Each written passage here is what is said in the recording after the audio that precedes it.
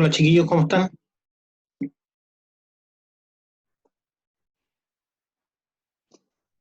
Hola, hola, ¿me escuchan?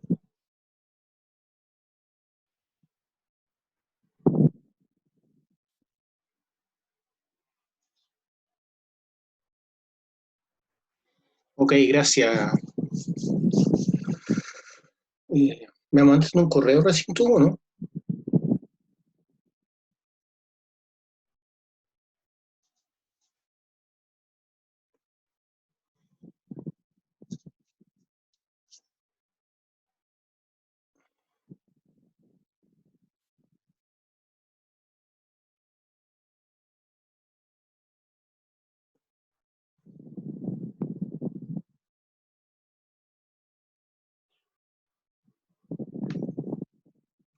Bueno, le doy la bienvenida a esta forma nueva de hacer universidad. Todos sabemos que por la contingencia, ¿cierto? No nos podemos juntar por el temor a contagiarnos. Bueno, el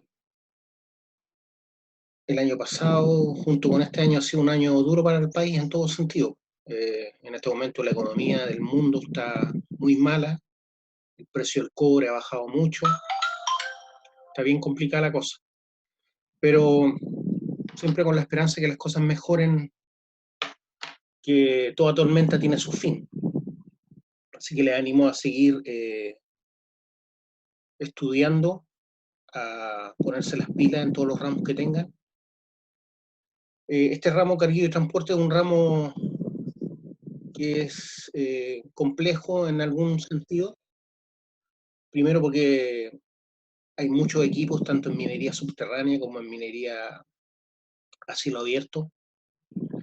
Eh, También es complicado porque hay muchos ejercicios que se pueden hacer, pero la idea es que en la medida que vayamos avanzando, vayamos viendo paso a paso cada uno de los puntos.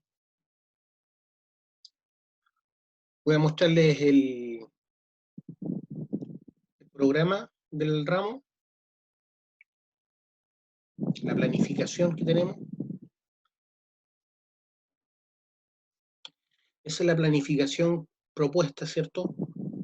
Hay dos profesores que estamos haciendo este ramo y es la misma planificación. Vamos a poner de acuerdo también en las materias que vamos a ver y ponernos de acuerdo en las pruebas también. Entonces se supone que hoy día estamos haciendo como una introducción a la materia. Lo, este ramo es un ramo muy importante junto con perforación y tronadura porque son las operaciones primordiales, ¿cierto?, para hacer la minería. Sabemos que primero se perfora, ¿cierto?, el cerro, ya sea en minería subterránea o a cielo abierto. Posteriormente se coloca explosivo. Antes se diseñó, ¿cierto?, el diagrama de disparo.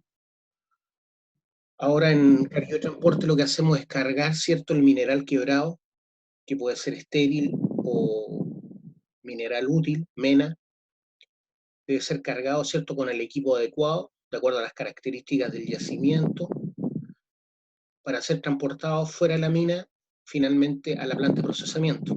Por eso es tan importante el carguillo de transporte.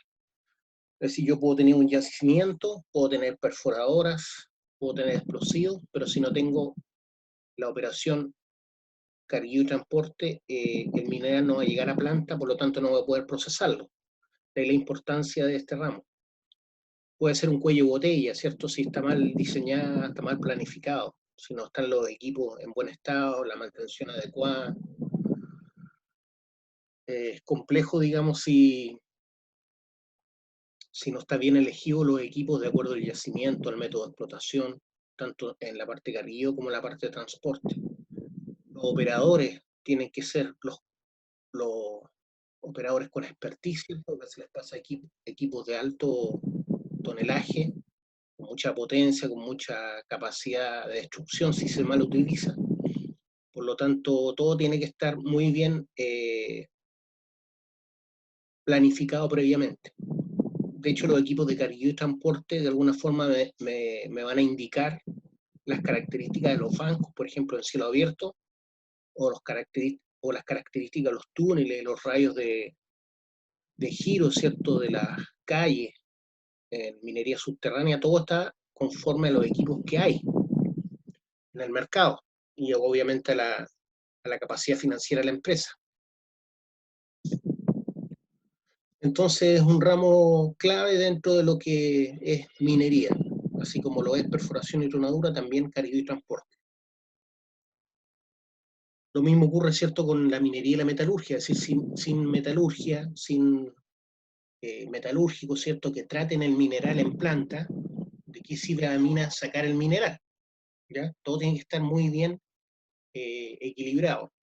Se supone que la persona en la mina que está a cargo tiene que ser capaz de entregar un mineral a la planta de una determinada ley. Si son óxidos, van a la planta de óxidos. Si son sulfuros, van a la planta de sulfuros. Pero todo tiene que ser de acuerdo a la ley planificada previamente, ¿cierto?, por la planta. ¿A qué me refiero con eso? Que todos los reactivos, por ejemplo, de flotación, en el caso de los sulfuros, está todo adecuado de acuerdo al mineral que se supone va a llegar de la mina. Por lo tanto, yo no puedo mandar cualquier mineral, tiene que ser el mineral previamente planificado para que llegue con la línea determinada. Cuando yo saco mineral de una mina, ya sea en minería subterránea o cielo abierto, especialmente en cielo abierto, no siempre es de la misma ley. ¿Por qué? Porque el macizo rocoso y los yacimientos son homogéneos, ¿ya? Homogéneos. ¿Qué significa eso? Que tienen distintas, perdón, no son homogéneos, son heterogéneos. Eso significa que tienen distintas características de ley, tienen distintas características de dureza, de elementos contaminantes, ¿ya? Por lo tanto, tengo que sacar un mineral de una ley de un determinado punto, otro mineral de otra ley, de otro punto, y así mezclado, llegar a planta el mineral. Voy a poner en silencio esta cosa.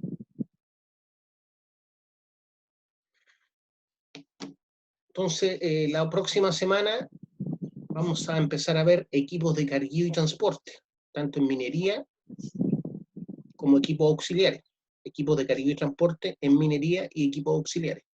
¿Ya? Dentro de esa semana vamos a ver equipos de carguillo específicamente en minería.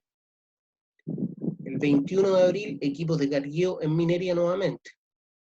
El 24 de abril, lo que corresponde a la práctica, equipos de transporte en minería. Todavía no manejo bien el tema del Zoom, así que no sé si los puedo hacer que me conversen. Ya lo vamos a ir viendo de a poco. La semana, más bien dicho, la tercera semana, no, vamos a ver equipos de carguillo. La semana 4, equipos de transporte en minería. El equipo carga, ¿cierto?, para ser transportado el mineral fuera de la mina, ya sea en mina subterránea o minería a cielo abierto. El equipo de carguillo puede ser un LHD, por ejemplo, o un scoop llamado también, y el equipo de transporte puede ser un dumper o un camión de bajo perfil, que va a ir fuera. Si las distancias son cortas, menos de 300 metros, puede trabajar solo el LHD, o sea, cargando, transportando y descargando, como dice su sigla, ¿cierto? LHD, Load, Haul and Dump. La quinta semana vamos a ver equipos auxiliares. Siempre hay equipos auxiliares que se utilizan de apoyo, ¿cierto?, a las operaciones de carguillo y transporte, por ejemplo, para mantener los caminos en cielo abierto. ¿Ah? Tenemos los bulldozers, los mismos cargadores frontales gigantescos que trabajan en cielo abierto, que son equipos muy versátiles, en el sentido que me pueden servir para cargar, pero también para transportar cosas pesadas o para limpieza de camino. La sexta semana, el 12 de mayo, debiera ser el primer certamen. Ya nos pondremos de acuerdo con la profesora cómo será el certamen. Seguramente pienso yo que va a ser un certamen de alternativa o verdadero y falso o ambas. online, esa es la idea. Después la semana del 19 de mayo, ustedes tienen vacaciones, entiendo, de acuerdo a la planificación. La séptima semana vienen equipos de carguillo y transporte para la pequeña minería. Equipos de carguillo y transporte para la pequeña minería. La octava semana, equipos de carguillo para mediana y gran minería. La novena semana,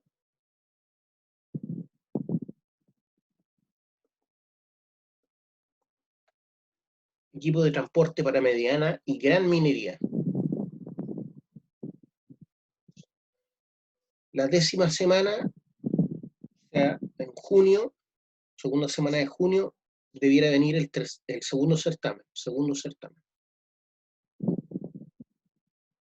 La idea es que las prácticas sean ejercicios, ¿cierto?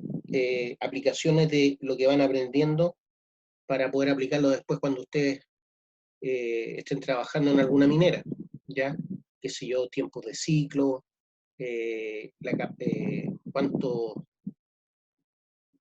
cuántos viajes tendrá que hacer el LHD para descargar o vaciar la marina que está en la frente, ese tipo de cosas. Para eso sabemos conceptos como tiempo de ciclo, vamos a ir aprendiendo. La capacidad, por ejemplo, de un LHD normalmente está dado en yardas cúbicas, porque sabemos que todos los equipos en general son equipos con nomenclatura anglosajona, entonces hablan de yardas cúbicas, que es un poco menor que un metro cúbico, pero nosotros podemos llevarlo a metros cúbicos, ¿cierto? Conociendo el cambio de unidades. La semana 12 dice equipos de carguillo y transporte para pequeña minería subterránea.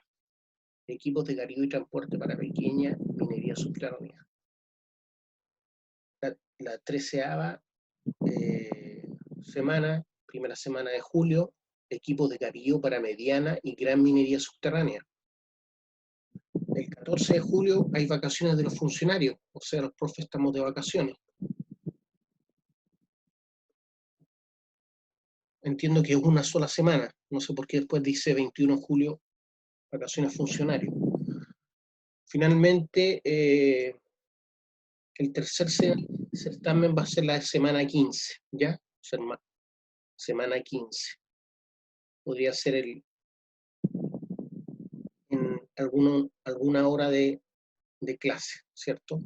Ese certamen. Finalmente, el 7 de agosto tienen que estar puestas las notas finales. ¿Ya? Eso sería la planificación de esta asignatura carguillo y transporte. Veo que han llegado más compañeros.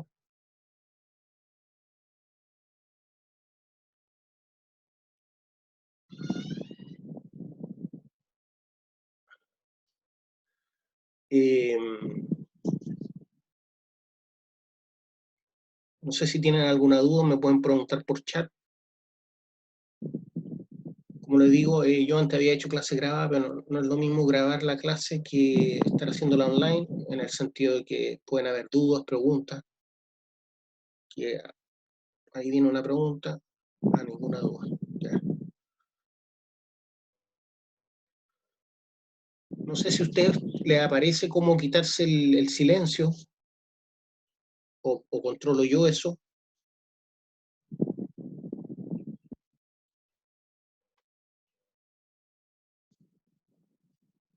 Se puede hacer de las dos formas, que nosotros nos quitemos el silencio, que usted nos obliga a usar el micrófono. Ah, ya, perfecto. Entonces, si tienen alguna duda, alguna pregunta.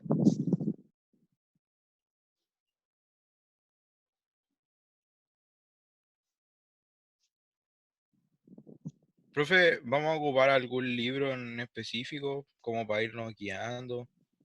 ¿Algún tipo de catálogo o algo así? Hay un libro que yo siempre utilizo, que es el del Instituto Tecnológico de España, que se llama Carga y Transporte a cielo abierto, Carga y Transporte a cielo abierto, del Instituto Tecnológico Minero, Instituto Tecnológico Geológico Minero, algo parecido al CERNAGEOMIN, pero se llama ya Instituto Tecnológico de España, Geológico Minero de España. Carga y transporte a cielo abierto se llama. Ahí aparece mucha información acerca de los grandes equipos que trabajan en minería a cielo abierto. Los equipos básicamente son los mismos hoy en día, la única diferencia es que en algunos casos tenemos equipos radiocontrolados, ¿cierto? Y en otros que son semiautomáticos y otros con mayor automatización. Pero los equipos siguen siendo los mismos.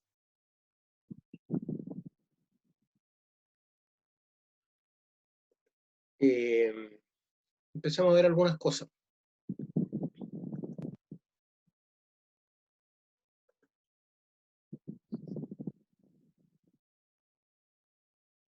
Hay conceptos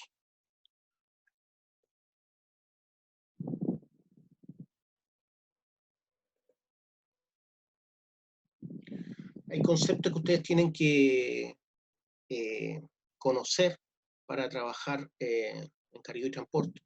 Por ejemplo, tenemos el concepto de densidad, ¿cierto? Y ya algunos lo vimos en introducción a la minería. Finalmente, masa, ¿cierto?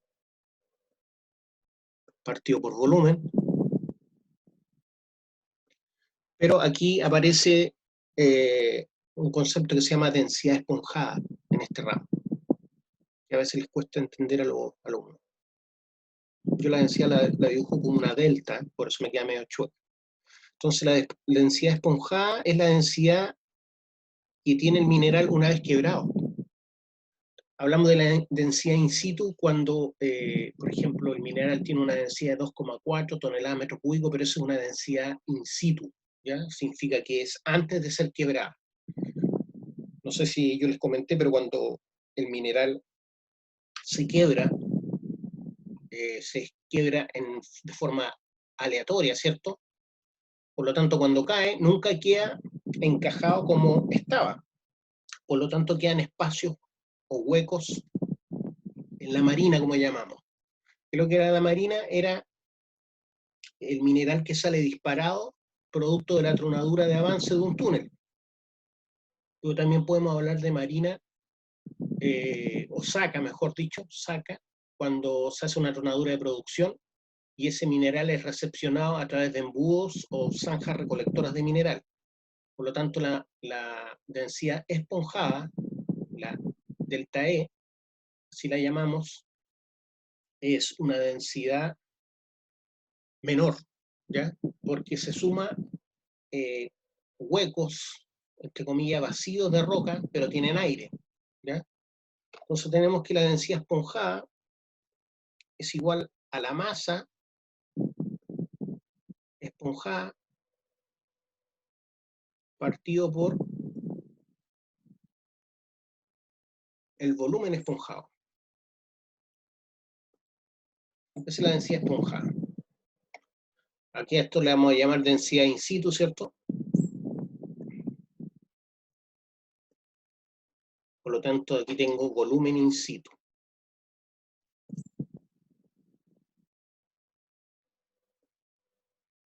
Masa in situ.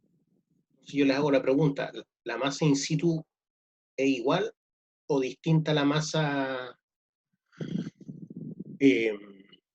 esponjada? ¿Qué piensan ustedes?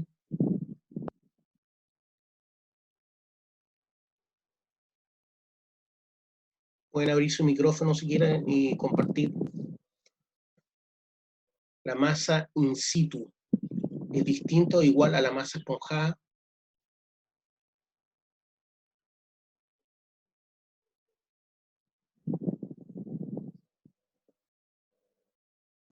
Debiese ser la misma, pero por pérdidas puede ser que igual baje la masa esponjada. ¿Pérdida en qué sentido? Podrían haber pérdidas. De material que queda retenido, material que se pierde en la carga.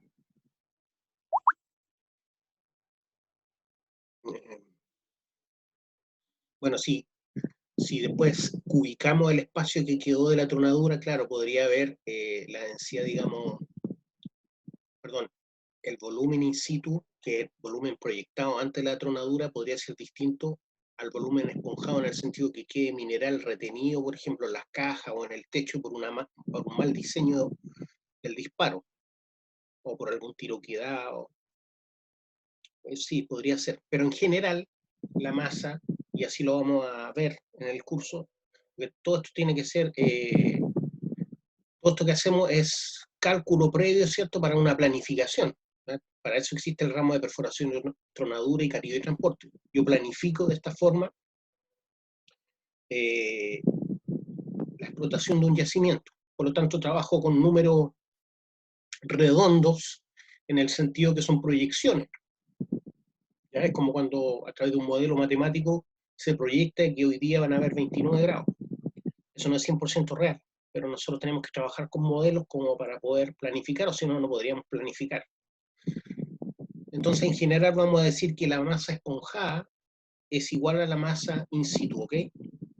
¿Qué significa eso? Que si yo tengo 1 tonelada de roca y la quiebro en 1000 pedazos, va a seguir pesando 1 tonelada, ¿entienden? Si tengo una roca de 1 tonelada y la quiebro en 1000 pedazos, va a seguir pesando 1 tonelada, ¿ya? No va a cambiar el peso. Entonces vamos a hacer que la masa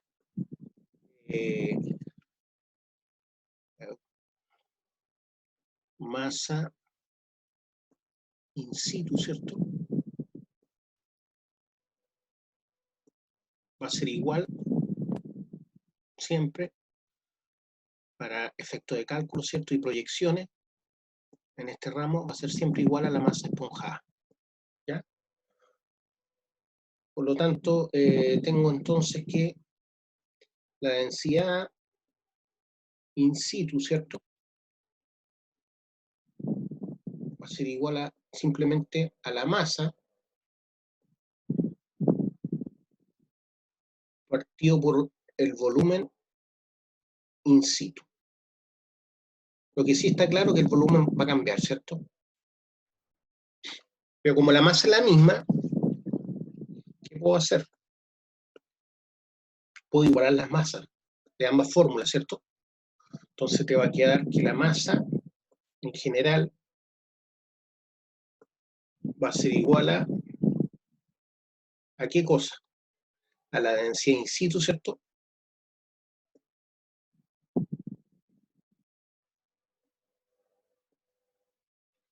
Por el volumen in situ.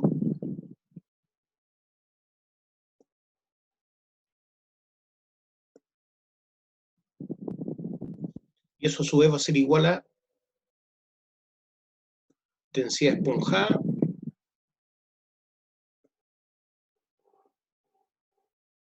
por volumen esponjado.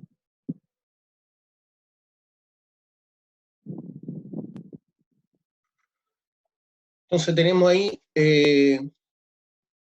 una igualdad que nos ayuda mucho, ¿cierto? Puedo calcular la densidad in situ o la densidad esponjada dependiendo de 3 valores, o el volumen esponjado a partir de los otros 3 valores, si es que los tengo.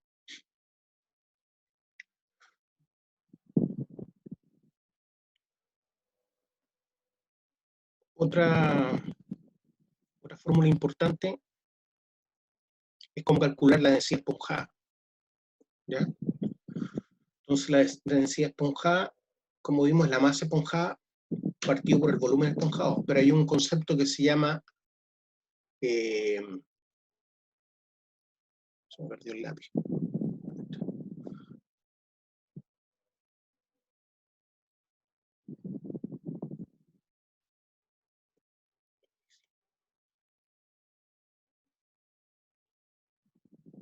El lápiz, ¿dónde lo saqué?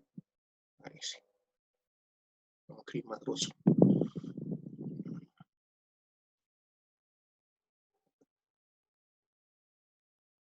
¿Será el lápiz esto?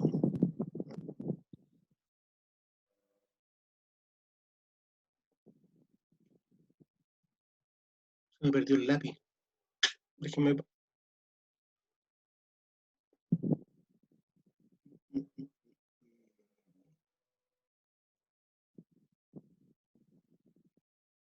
Voy a parar un poco la grabación, voy a buscar el lápiz.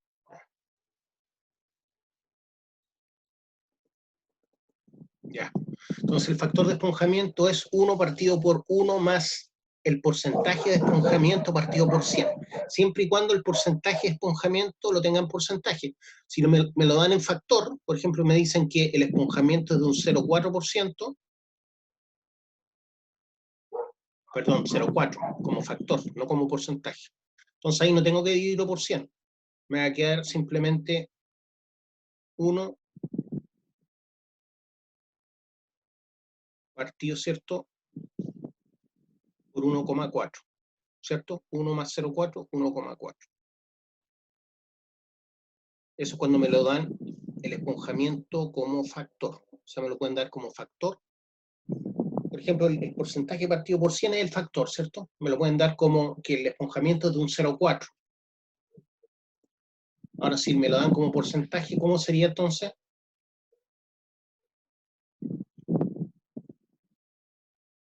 Si me lo dan como porcentaje, ¿cómo sería?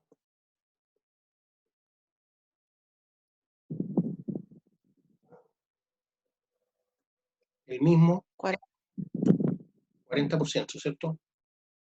No te escuché bien, pero me imagino que dijiste 40. Entonces, 40%.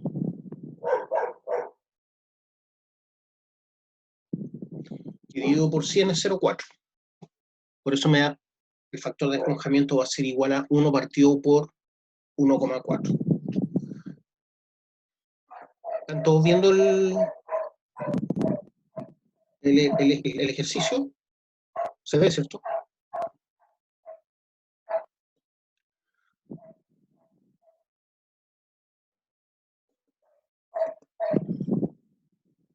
El problema es que se me pierde. Ahí está, apareció el lápiz.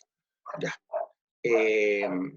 Entonces, de todas maneras, necesito otra fórmula de factor de esponjamiento, que está en función de las densidades. Entonces, tengo que factor de esponjamiento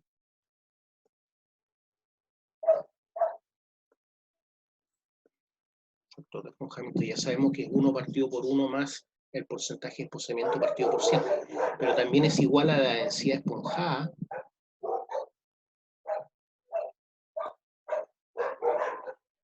partido por la densidad in situ o densidad de la roca. No hablamos de densidad in situ, también le podemos llamar densidad de la roca. Yo generalmente la anoto así. Entonces el factor de esponjamiento va a ser igual a la densidad esponjada partido por la densidad de la roca. Entonces, ¿qué significa eso? Eso implica, ¿cierto?, que la densidad esponjada despejando va a ser igual a factor de esponjamiento, que ya lo calculé arriba, ¿cierto? Teniendo el esponjamiento, calculo el factor de esponjamiento.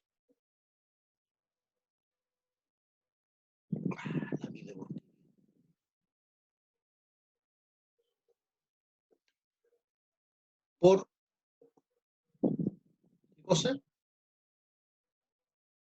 Densidad de la roca, o densidad in situ.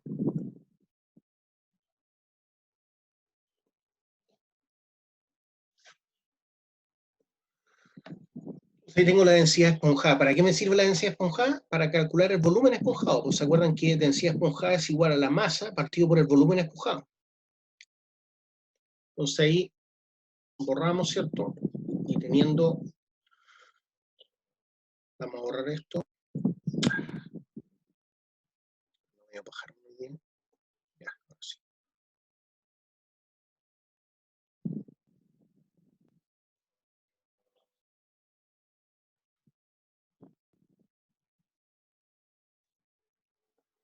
Uno dividido por 1,4.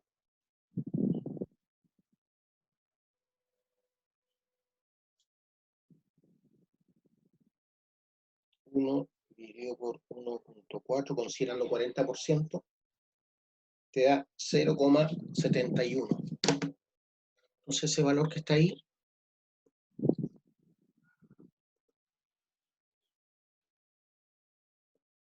es 0,71. Acuérdense que este video va a quedar grabado Así que cualquier pregunta, para los que se han conectado más tarde, 0,71, si no me equivoco, ¿ya? Entonces, como tengo el factor de esponjamiento, solo necesito saber la densidad de la roca para calcular la densidad esponjada. Si suponemos que la densidad de las rocas, in situ, ¿cierto? Densidad de la roca, es de 2,4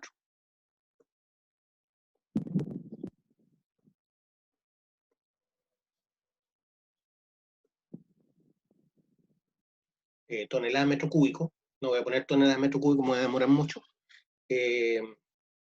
calculamos fácilmente, ¿cierto?, la densidad esponjada.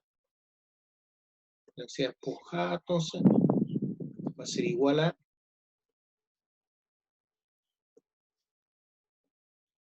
0,71, que es el factor de esponjamiento,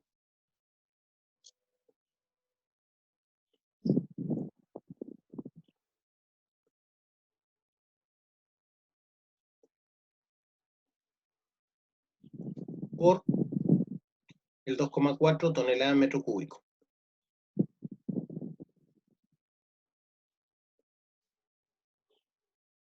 Acuérdense que tengo que anotar la unidad, porque estoy ocupando este programa, nomás no la anoto. Pero me quedaría 0,71 por 2,4 toneladas metro cúbico. Eso me da 0,71 por 2,4 toneladas metro cúbico, 1,7 aproximadamente. Entonces tengo con eso la densidad esponjada, que es un valor clave, ¿cierto?, para saber el volumen de la marina. ¿Y para qué quiero saber el volumen de la marina?, dirán ustedes.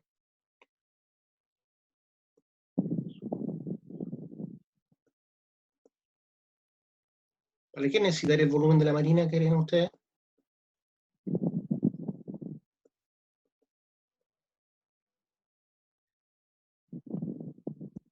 El volumen de la marina se requiere para saber cuántos viajes voy a necesitar de acuerdo al equipo de carguío para dejar limpia la frente, por ejemplo, de un túnel que estoy desarrollando, conociendo el tiempo de ciclo de cada viaje, tanto de ida como de regreso al punto de acopio o al punto de vaciado de la marina. Por ejemplo, puede ser un pique o un punto de acopio intermedio. Voy a saber cuánto me voy a demorar en despejar toda la marina de la frente. Esa es la idea. Entonces tengo la densidad esponjada. Y ahora, con ese valor, ¿cierto?, puedo calcular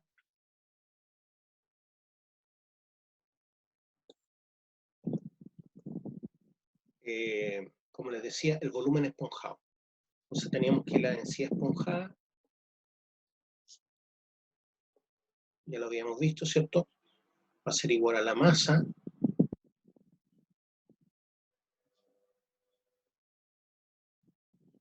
partido por el volumen esponjado. Ya sabemos que la masa es la misma, por lo tanto es un dato. ¿Cómo es el dato?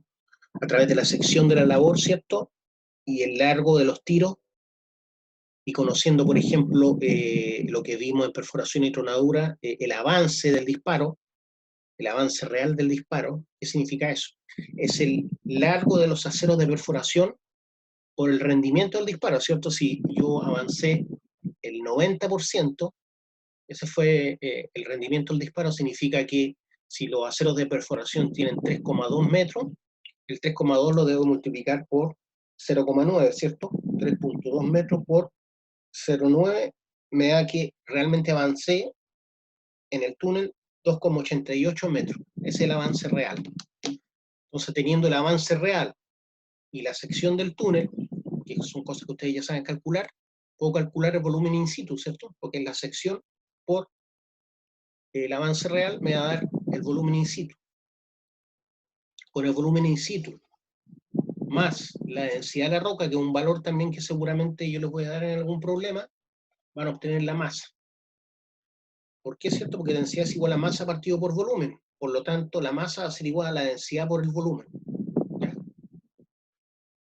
El volumen lo calculé sección por avance real. Y la densidad in situ se las doy en el problema. Por lo tanto, voy a tener, este es un dato, la masa. Luego, fácilmente puedo obtener el volumen esponjado.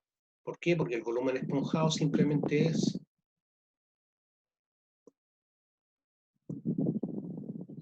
como dice ahí, ¿cierto? La fórmula, masa partido por la densidad. Masa partido por, no cualquier densidad, ahí tienen que tener cuidado. La densidad esponjada que calculamos previamente. Así más o menos se hacen los ejercicios en general. Lo importante es entender el concepto de densidad de la roca, que es la densidad in situ siempre, entender el concepto de densidad esponjada, que es la densidad de la marina, ¿cierto? Del material quebrado, ya producto de la tronadura, ya sea de avance o tronadura de producción. Yo nunca voy a saber verdaderamente, ¿cierto?, el volumen esponjado, pero para poder hacer estos cálculos uno trabaja con factores, ¿cierto?, que ya se estudiaron previamente, que de acuerdo al tipo de roca y de acuerdo a un diagrama bien realizado, tienen un esponjamiento más o menos de un 40%.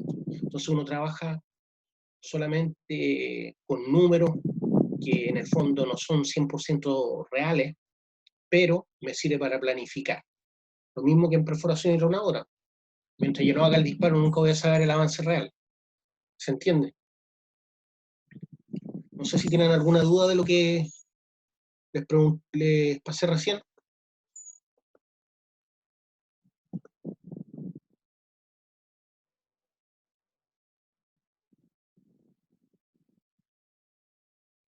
¿Alguna duda, alguna pregunta? Sobre densidad esponjada, volumen esponjado, factor de esponjamiento.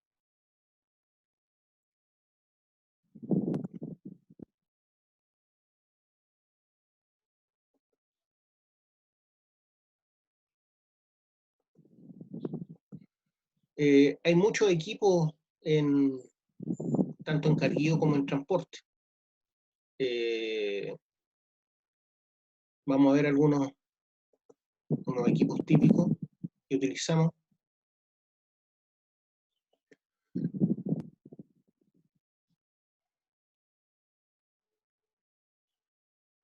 Voy a dejar de grabar un poquito. Sí.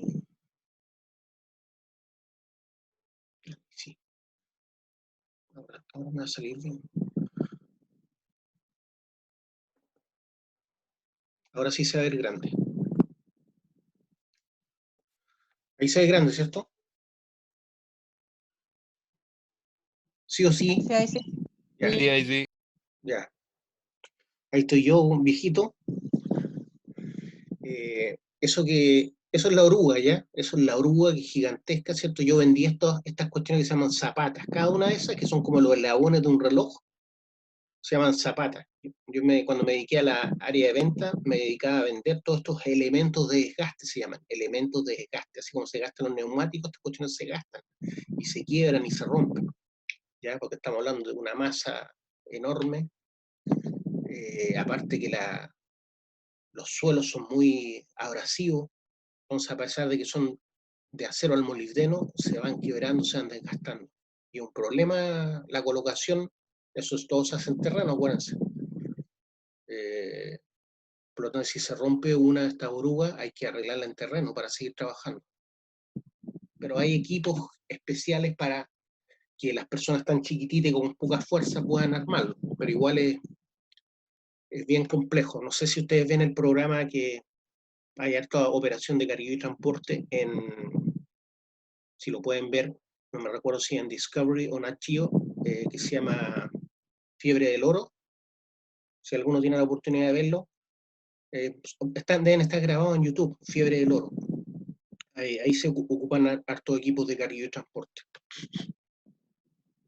Y ahí a veces hay reparaciones complejas de cosas que ocurren en terreno. Cada una de estas zapatas, como ustedes pueden ver, tienen más de 2 metros. El espesor debe ser de unos 40, 35, 40 centímetros. Por lo tanto, pesan mucho. Entonces, yo no es que vendiera una zapata, pues vendía todo el juego de zapata y los pins que son como los émbolos que permiten unir cada zapata entre sí, que también se cortaban, siendo muy grandes y gruesos. Entonces estamos hablando de mucha fuerza. Voy a agrandar la otra imagen ahora.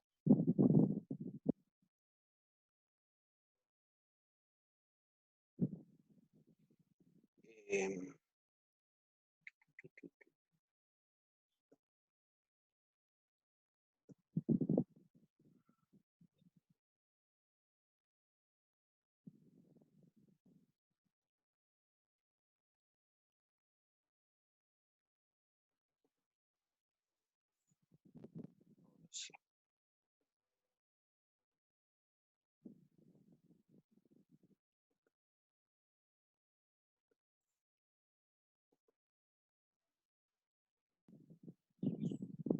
Hay una excavadora CAT, ¿cierto?, de cable.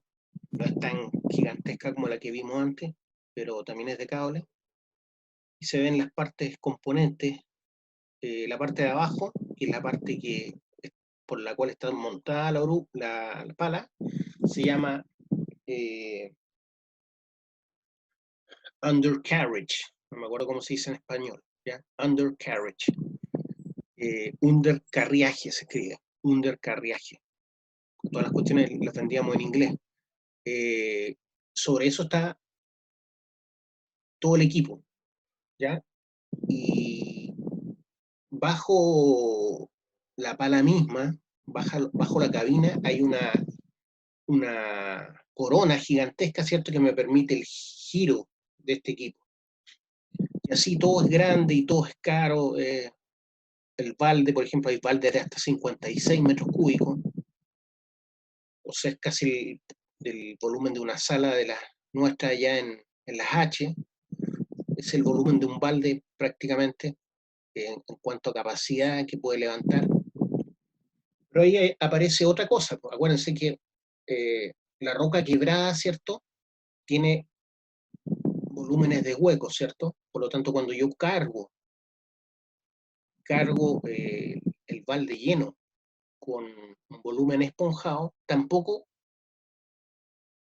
se llena por completo, en el sentido que no es como meter agua, ¿cierto? Que yo, si meto agua en ese balde, estoy seguro que voy a tener los 56 metros cúbicos de agua.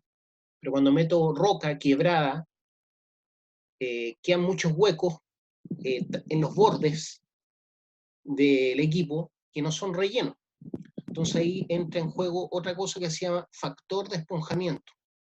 Perdón, factor de relleno. Factor de relleno.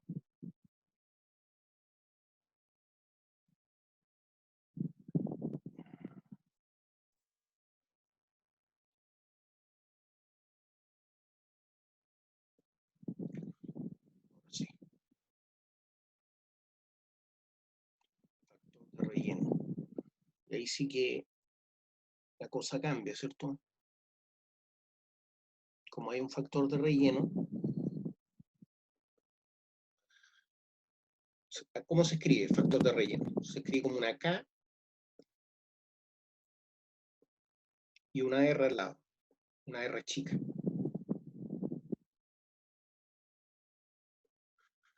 Hagan de cuenta que es una K y una R chica. También en algunos libros aparece como K sub Y. Teníamos K sub R, también puede ser K sub Y, de llenado. Factor de llenado o factor de relleno. Pucha, que me quedó horrible.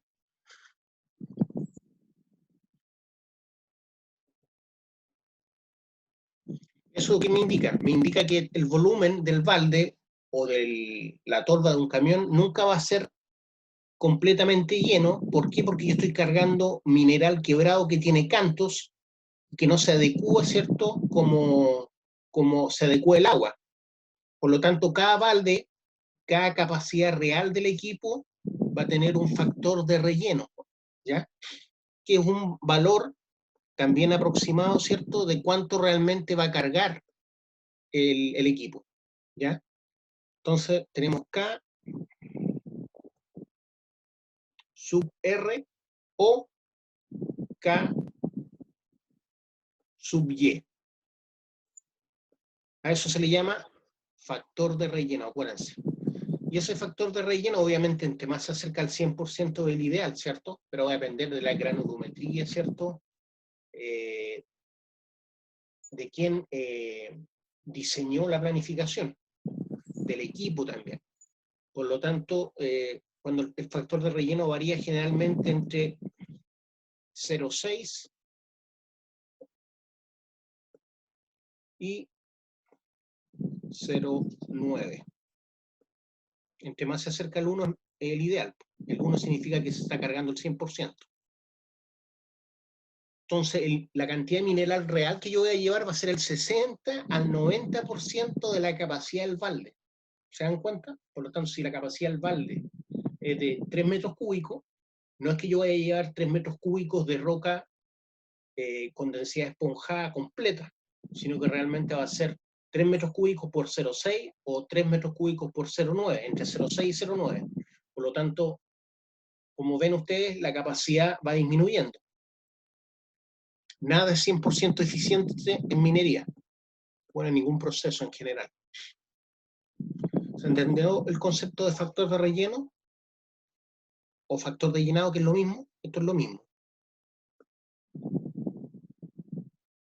Eso es factor de relleno o factor de llenado. Entonces, cada balde, cada equipo que tiene una capacidad volumétrica para cargar mineral o estéril, cuando hablemos de mineral, puede ser con valor comercial o sin valor comercial. Cuando hablamos con valor comercial, en general hablamos de mena, ¿cierto? Pero en cielo abierto yo tengo que mover mucho estéril para llegar a veces a la parte deseada. Por lo tanto, muchas veces tengo que cargar con estéril. Y es necesario, y es parte de lo... Y no se puede decir que está perdido eso, que no es producción, eso es falso. No está perdido, porque necesito moverlo para llegar al mineral, ¿ya? Entonces, esa capacidad se va a ver disminuida por dos factores. Uno, por la densidad esponjada, en el sentido que yo no estoy cargando 100% la ley que estoy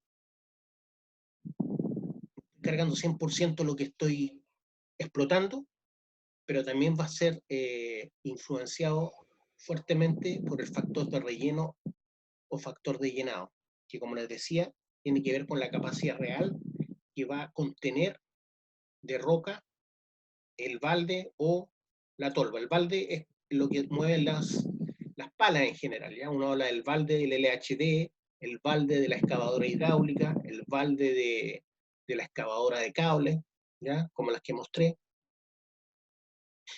Entonces, eso es lo que llamamos factor de relleno. No sé si entendieron esa parte.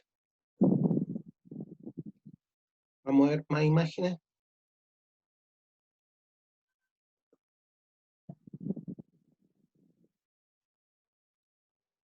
Vamos a ver la Marion, que no la mostré, que la vieron chiquitita ustedes.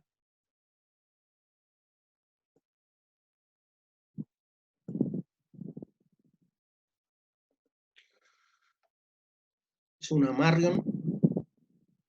Hoy en día las grandes marcas son PIH y Komatsu, básicamente. La Marion la compró otra empresa. Siempre han habido varias empresas, pero las más grandes se comen a las más chicas y al final hay como dos grandes marcas de excavadoras de palas hidráulicas y dos grandes marcas de excavadoras de palas de cable. Esta, como les decía, es de cables, ¿ya?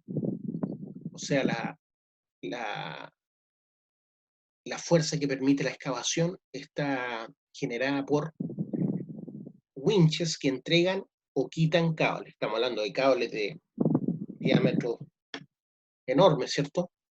30, 40, 50 centímetros de diámetro de cable. Y esos cables no son puro fierro, son varios cables enredados, así como cuando tenemos una soga. Cada uno de esos cables que se enredan sobre un alma se llaman torones. Entonces nunca se va a cortar al tiro, se cortan primero algunos torones y finalmente se corta el cable. Es para darle mayor seguridad a estos equipos.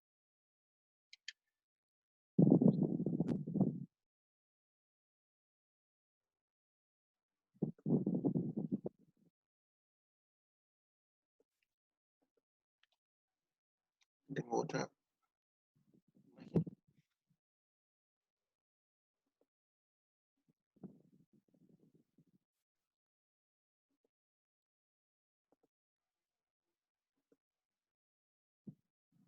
Ahí pueden ver una PIH, ¿cierto? Más o menos de última generación. Y el tamaño del balde. Bueno, está un poco deformado el balde por la imagen gran angular, ¿cierto? De la cámara. Pero es un balde enorme.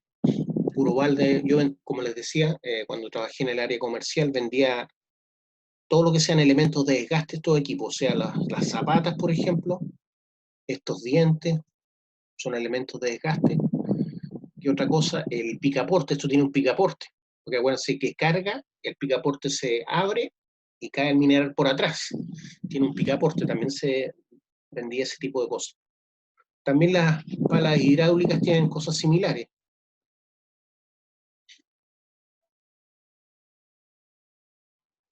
Veamos palas hidráulicas, a ver.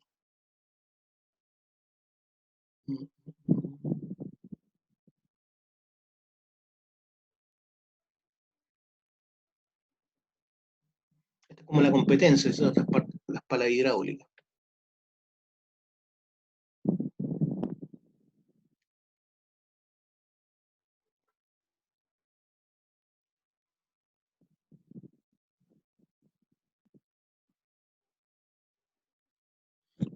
Tenemos una pala hidráulica CAT, ¿ya? CAT y Komatsu es como lo fuerte de todo lo que son equipos hidráulicos. Aquí la fuerza motriz, ¿cierto?, que permite la carga y la descarga, son cilindros hidráulicos, que son los que se ven ahí. Cilindros hidráulicos que funcionan, ¿cierto?, con energía hidráulica. La energía hidráulica transmite de mejor manera la fuerza, ¿cierto? ¿Por qué? Porque yo estoy presionando esos cilindros con aceite. El aceite, en general, los líquidos en la Tierra, en nuestras fuerzas son incompresibles, por lo tanto los líquidos transmiten de mejor manera las fuerzas que ejerzamos sobre ellos. No se comprimen cuando ejerzo una presión, por ejemplo, con una jeringa, cuando inyecto algo, se está transmitiendo exactamente la misma fuerza que estoy ejerciendo con mi dedo a través del líquido. En cambio, si la jeringa la lleno con agua, con aire, en general los gases, por eso hablamos de energía neumática, porque también existen cilindros neumáticos, ¿cierto? Los cilindros neumáticos, si bien transmiten bien energía, pero se pierde parte de ella porque los gases son compresibles. Los gases en nuestras fuerzas son compresibles, por lo tanto, pierden parte de la fuerza que yo ejerzo sobre ellos, porque se tienden a comprimir los gases. Así como el gas licuado, sabemos que es un gas, ¿cierto? Butano, casi en un 100%, yo lo puedo comprimir y por eso se llama gas licuado, ¿cierto? Porque es líquido cuando yo compro un bidón de gas, porque en general los gases son compresibles, pero los líquidos no. Por eso los cilindros hidráulicos transmiten de mejor manera las fuerzas que yo ejerzo sobre ellos. Estas son las excavadoras hidráulicas, que son muy versátiles, pero tienen una duración menor a las palas de cable, ¿ya?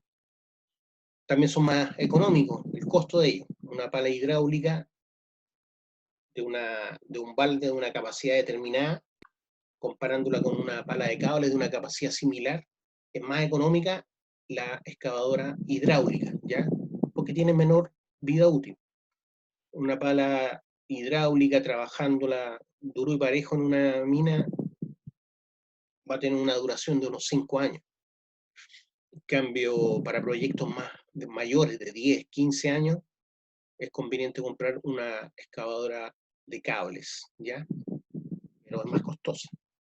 Entonces, dependiendo del... Profe, Sí, esas puntas que tiene como la tolva, la pala que tiene, ¿y de qué es lo que son? ¿También se pueden ir cambiando?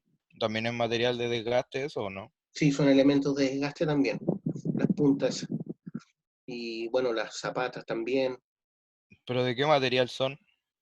en general son de acero al molibdeno o al manganeso, que lo hace hacer más resistente a la abrasión, son inoxidables y también más competentes en el sentido que no es tan frágil ante los esfuerzos. Bueno, yo antes era bien, cachaba harto de eso, hoy en día no me acuerdo 100% de eso. Cuando vendía eso me sabía más.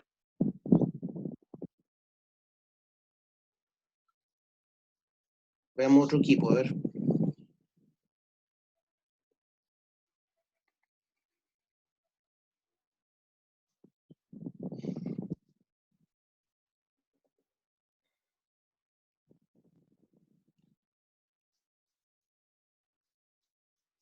Vamos a mostrar una Bucyrus ahora. Bucyrus, también una marca conocida, importante.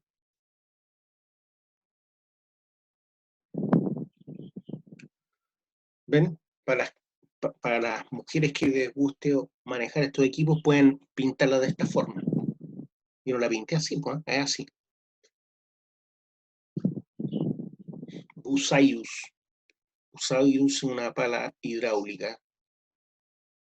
La anterior era Cat, ¿se acuerdan? Se ven muy similares.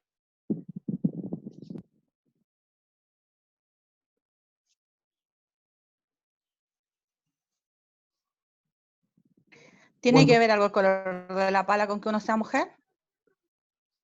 Porque le puede gustar, pues, el color.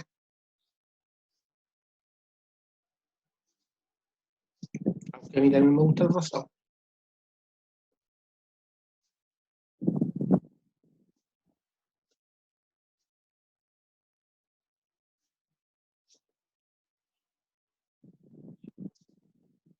Hay otra. También una pala hidráulica. ¿Ya? La diferencia es que estas las vemos más cerca de las ciudades, ¿cierto? Porque nos sirven para hacer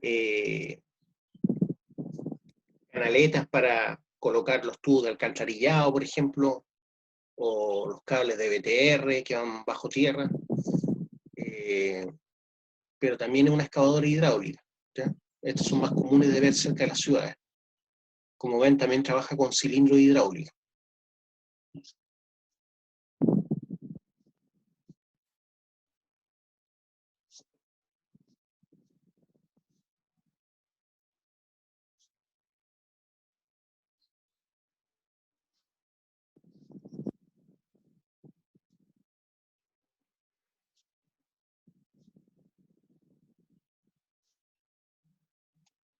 Ahora, junto con las palas, ¿cierto? Necesito equipos de transporte. Y el más común de todos es el camión fuera de carretera, ¿cierto? El camión fuera de carretera. Ahí vemos un Caterpillar 797. Yo, por ejemplo, parado le llego al eje de la rueda. Es para que tengan idea del tamaño de estos equipos. Si uno hubiera estado la cuarentena, ¿cierto? Con el tema del coronavirus a nivel mundial, hubiéramos ido seguramente a la Expo Min. Bueno, lamentablemente ya no pudo ser ya. Seguramente se va a correr para el otro año, para el 2021, si Dios quiere. Han llevado a la Expo Min estos camiones para que uno los pueda ver de alguna forma de cerca y darse cuenta del tamaño de ellos. Pienso que cada neumático de estos, como ya lo hemos conversado, hoy en día con el precio del dólar deben estar como a 45 millones cada neumático. 45 millones cada neumático. Sin considerar el eje, nada, solamente la goma, el caucho. O sea, cada neumático vale más que un Mercedes-Benz último modelo de rango medio.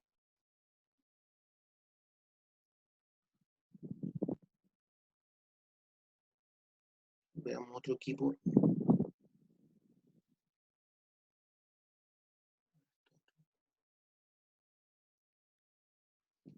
Una Liebherr. También es una excavadora hidráulica.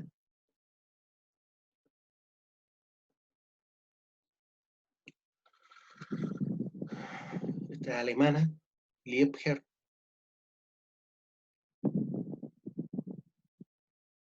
Un equipo poderoso, ¿cierto?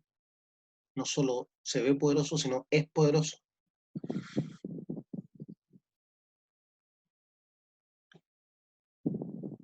Quería mostrarles también un video de accidentes, típico en minería a cielo abierto por equipos de cargueo y transporte, justamente.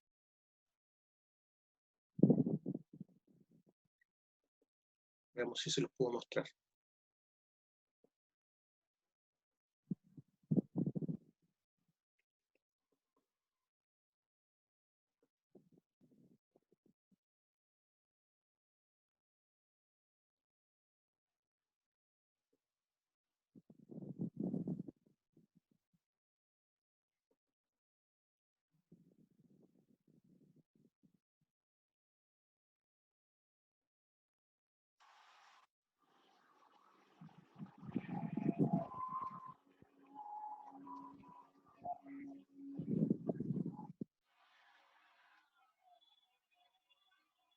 Eso ocurre porque no avisan, vienen y se meten y no le avisaron a los camioneros que entraron a estos equipos. Por eso ocupan la pértiga, ocupan las camionetas.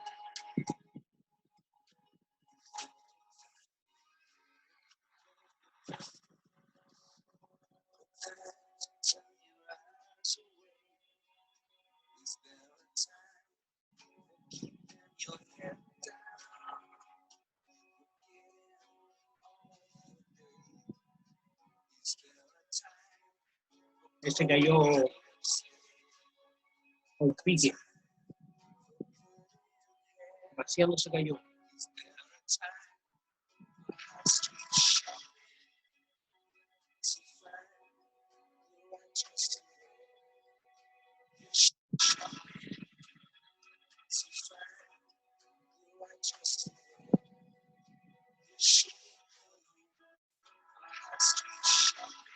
Miren la visión que tiene el camionero cuando va manejando. No sé si ven mi mouse. Está ahí. No va a haber algo antes de los 15, 20 metros, ¿cierto? Por lo tanto, si usted se pone al lado de él o atrás de él, bien probable que no lo vea. Hoy en día, para evitar esto, hay cámaras de retroceso y todo.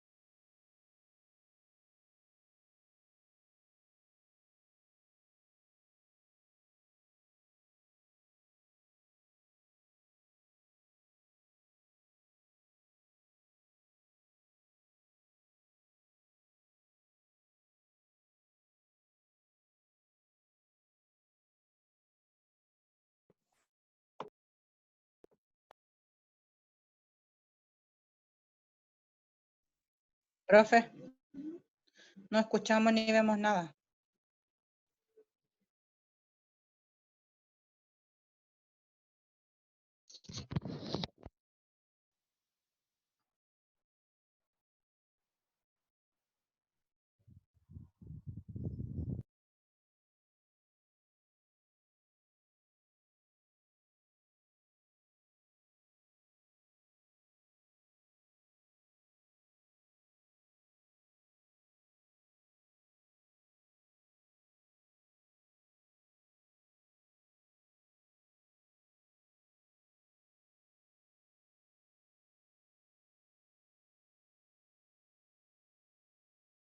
Profe, está muteado.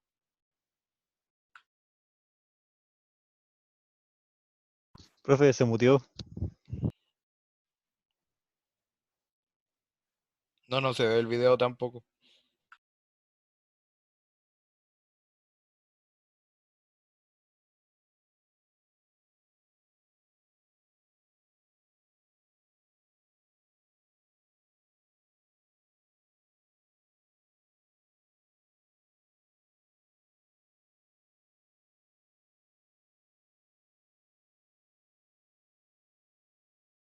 Vemos la foto ahora, pero no lo escuchamos.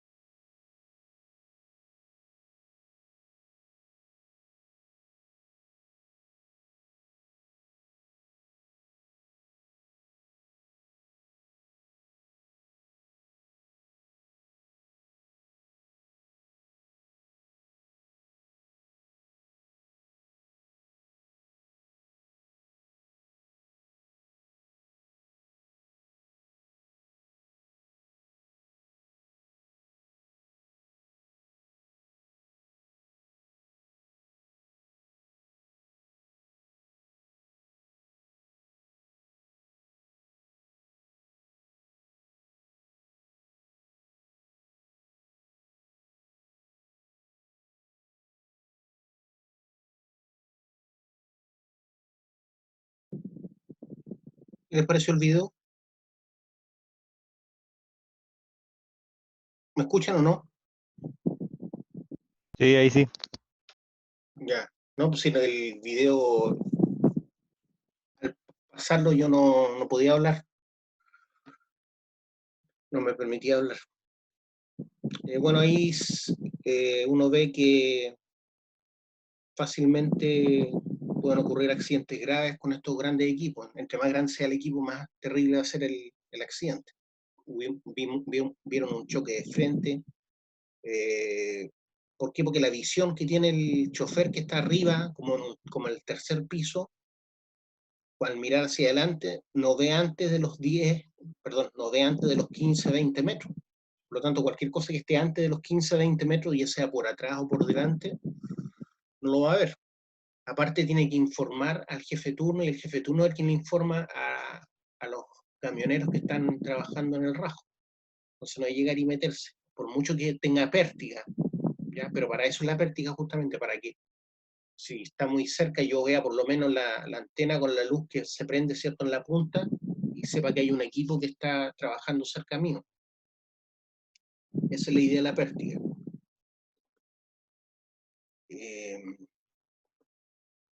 ¿Qué otra cosa podemos ver? Bueno, los otros grandes equipos también que tenemos en minería a cielo abierto son los cargadores frontales, ¿ya?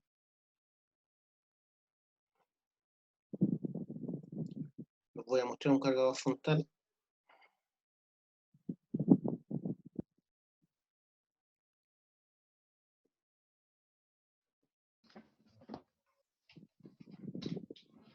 Tiene un cargador frontal, ¿cierto? Grande, no es gigantesco, hay unos más grandes que este. Es como de mediana minería. La gracia de estos equipos es que son bien versátiles en el sentido que los puedo usar para varias cosas. Me sirven para mantener los caminos, me sirve para transportar cosas, y me sirve también como equipo de carguío de camiones fuera de carretera. ¿Cierto? Los camiones grandes se llaman camiones fuera de carretera.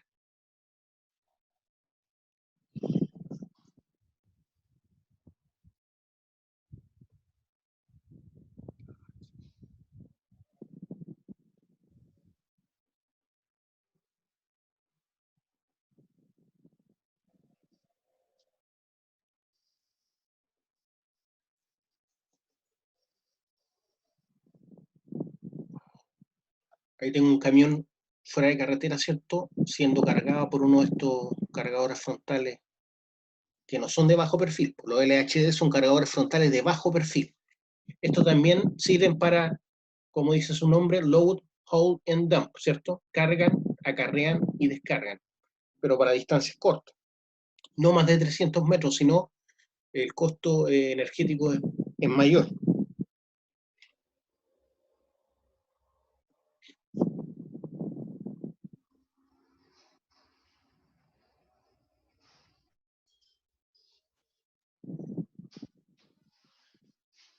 Vamos a ver uno grande, cargador frontal grande.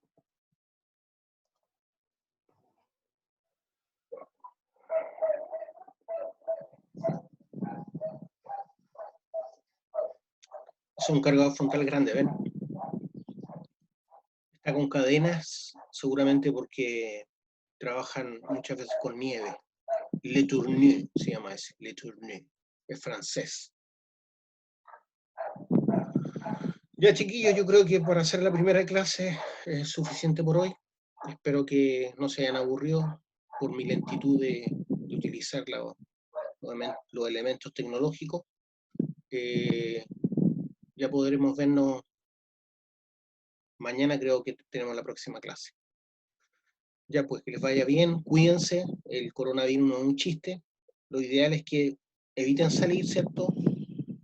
Ojalá a 1,5 metros de la gente que no sabe si está infectada. Recuerden que hay gente que puede estar infectada y nadie sabe que está infectada, ni ellos mismos, porque son asintomáticos. ¿Qué significa? Que el virus a ellos no les hace nada, pero están transmitiendo. No a todos nos va a afectar el virus como vemos en la televisión. Hay gente que lo recibe y le da como un resfrío común y corriente. Y ese viejo anda infectando a otros, ¿ya?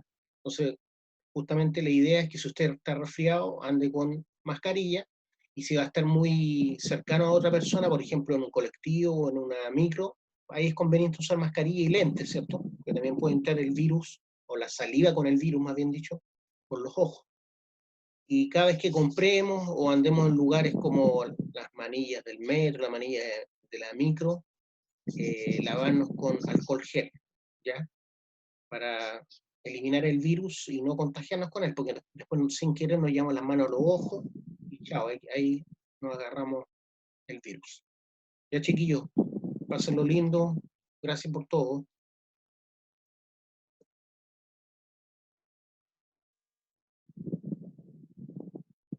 Va a quedar grabado esto en el aula.